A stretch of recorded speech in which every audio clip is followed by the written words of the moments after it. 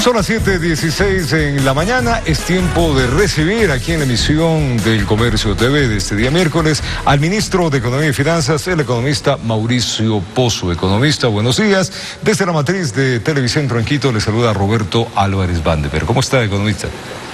Buenos días, Roberto. Muchas gracias por la entrevista. A la orden siempre. Placer, economista. Y entremos a materia. Primero, preguntémosle cómo asume este nuevo reto. Es un reto importante.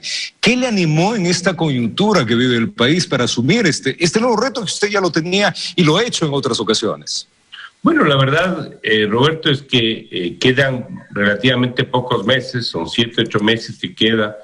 Y normalmente los gobiernos, si usted hace una revisión de la historia, se desordenan al final. Empiezan a abrir las manos, entregan la economía a una situación complicada, al siguiente gobierno le toca empezar a enderezar las cosas, y yo creo que eso no es sano para el país de ninguna manera. El país este año ha tenido una situación muy difícil, una recesión que no tiene parangón en la historia económica del Ecuador, y asimismo tiene un déficit fiscal del 8.9% del PIB, es decir, tiene récords de problemas no vistos en el pasado. Y ante esa situación, imagínense lo que sería que entremos en un proceso de desorden, aparte de que tenemos compromisos internacionales como el propio acuerdo con el fondo. Entonces, en esas circunstancias, se me pidió que colabore, sentí en la obligación de hacer un aporte cívico, patriótico. Yo con 8 meses no es que tengo mucho que ganar. No hay mucho tiempo ahí, ¿no?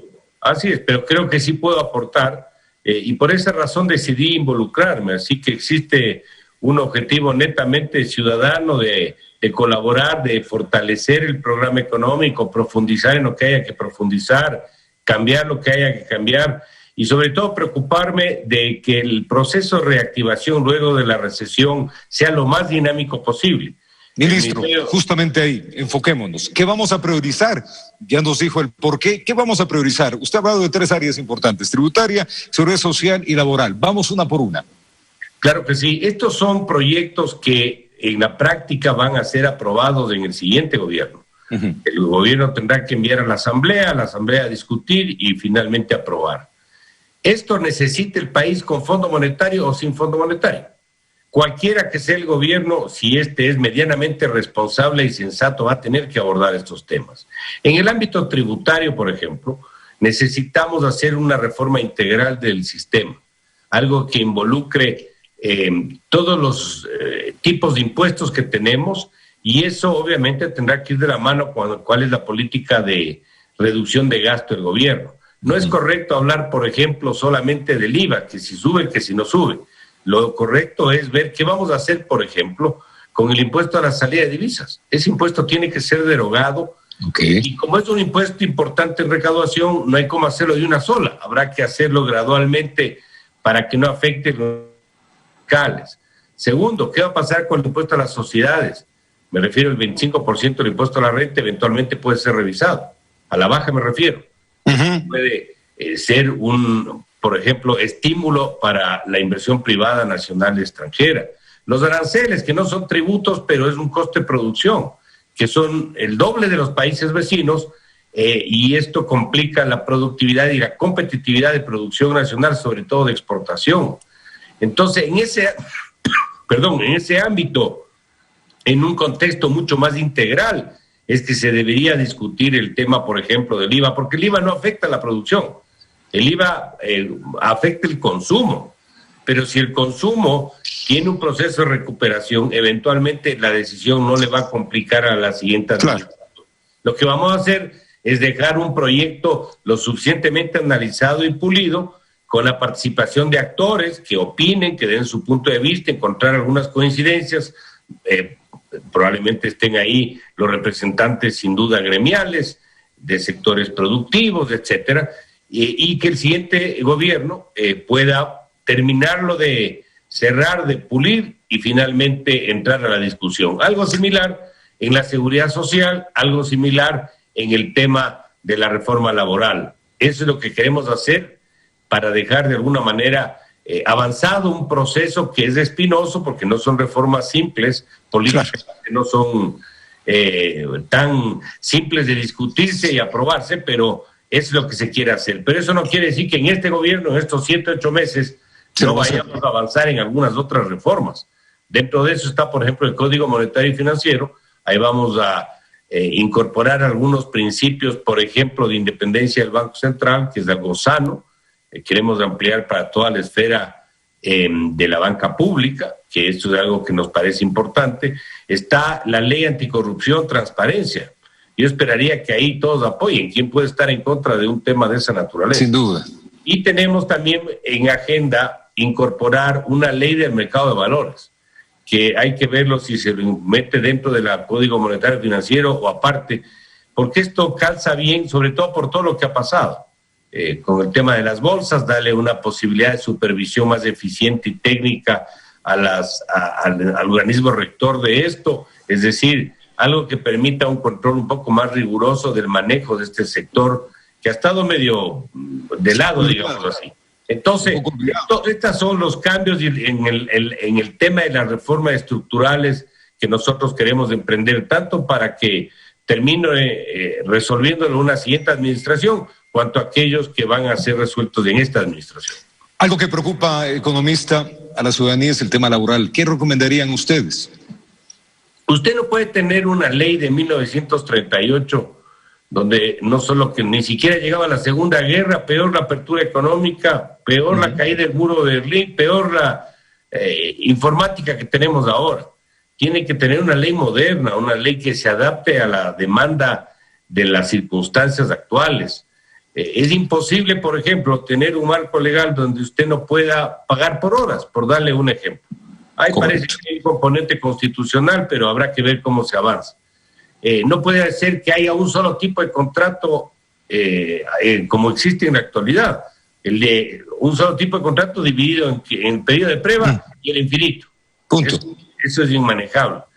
Tampoco es viable que nosotros tengamos los costos de contratación y despido que complican la contratación.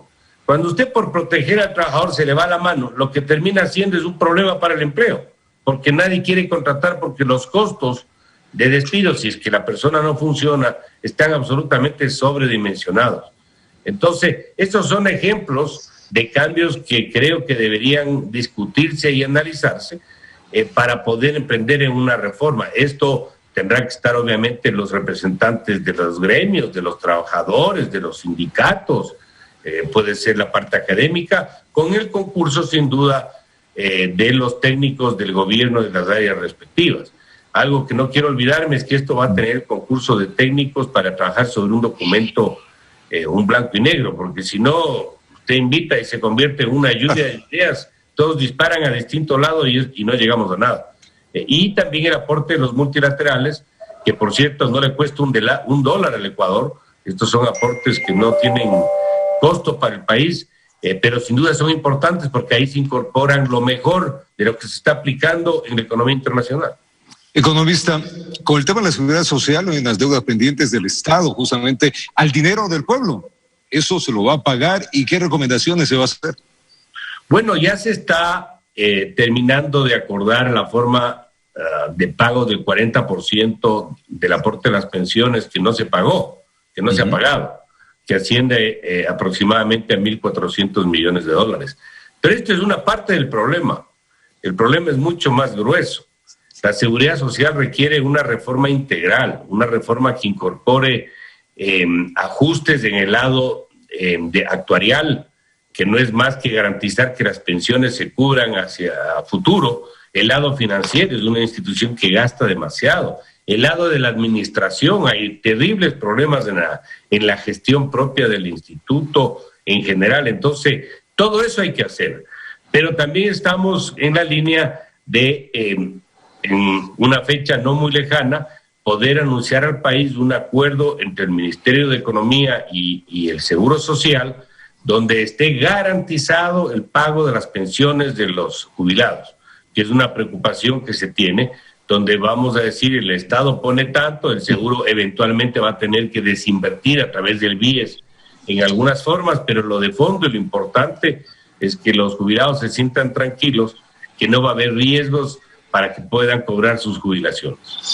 ¿Qué implica, economista? Y este es otro tema que se ha discutido mucho estos días. La carta de intención del Fondo Monetario Internacional, mucho se ha hablado, y claro, se habla de que son imposiciones, que eso es una línea que ha marcado justamente el Fondo Monetario para el país, o son recomendaciones.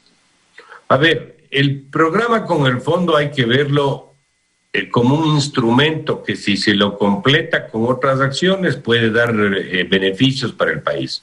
No es el causante de todos los problemas, como tampoco es la solución a todos los problemas. Y hay que darle esa real dimensión, no más allá, más importancia de la que tiene. ¿A qué me refiero? Hay un informe que es lo que se conoce como el Staff Report, que es un trabajo que hace el equipo que hace el análisis del país, de la economía, donde dan su opinión sobre qué creen que hay que hacer. En eso nosotros coincidimos en muchas cosas, en otros tenemos que negociar, replantear, ajustar, y ese es el proceso que se da realmente en la práctica en cada revisión. Este año trimestralmente, el próximo año cuatrimestralmente. Entonces, lo que quiero que se entienda es que lo que diga el Staff Report en buena parte se podría hacer porque es lo que pensamos. Pero son recomendaciones, no son imposiciones. Son opiniones y no está escrito en piedra, por decirlo de alguna manera. Y por otro lado, lo que nosotros pensamos. Lo que sí tiene que quedar claro es que hay que alcanzar metas. Y hay metas que son importantes porque eso le da sanidad al manejo de las finanzas públicas, le da sostenibilidad a la política económica del gobierno, metas en materia fiscal, es decir, tenemos que alcanzar este desequilibrio, este equilibrio y este superávit en estas fechas. Tenemos que recuperar las reservas internacionales de esta manera. Tenemos que revertir la tendencia al endeudamiento frente al PIB con esta tendencia. La forma como yo llego a eso es lo que nosotros tenemos que discutir y acordar, pero aquí no hay que hagan esto, pero ellos pueden dar buenas sugerencias, pero puede ser que den sugerencias que tengan que discutir. Yendo a eso mismo, economista, llega el dinero, ¿cómo se va a optimizar estos recursos? ¿A dónde van a parar? Bueno, ya llegaron, como usted bien conoce, el primer uso de 2,000 millones. Esto está destinado a una cantidad de compromisos que tiene que cubrir el Estado, por ejemplo, atrasos con proveedores. Hace pocos días se entregaron recursos por 280 millones de dólares aproximadamente. Obviamente hay que seguir atendiendo los compromisos, no es que se acabó esto, pero los principios para poder entregar estos fondos son principios amparados en criterios que a mi forma de ver son importantes. La antigüedad del atraso, por ejemplo, la prioridad del sector, cuánta sensibilidad tiene, cuál es el monto que tiene comprometido, es decir, una serie de principios muy riguroso, donde participa el Ministerio de Economía, pero participan también otras esferas del gobierno. Yo le digo, inclusive ha estado ahí, inclusive el propio presidente de la República, definiendo cómo se va de la mejor forma usar esos desembolsos. Y como falta plata todavía por entrar, la plata que tenemos que recibir de la China, la plata del Banco Mundial, que tendría que ingresar aproximadamente en el próximo mes, en el mes de noviembre, y el otro desembolso del propio fondo, son 2,000 millones de euros. Correcto. Entonces, todo eso, más los recursos que genera la propia administración del presupuesto, es lo que nos va a permitir ir cumpliendo con los objetivos y atendiendo estas obligaciones, muchas de ellas que han estado impagas por algún tiempo. Economista Pozo, mandale un abrazo, gracias por atendernos, por contarnos ampliamente los objetivos y también las propuestas que tiene el Fondo Monetario Internacional. Le envío un saludo desde acá, desde Televicentro, que tenga una buena semana, señor ministro. Muchas gracias, Roberto, y siempre a la orden. Propio, el ministro de Economía y Finanzas, Mauricio Pozo, conversando con nosotros. Tiempo de hacer una pausa.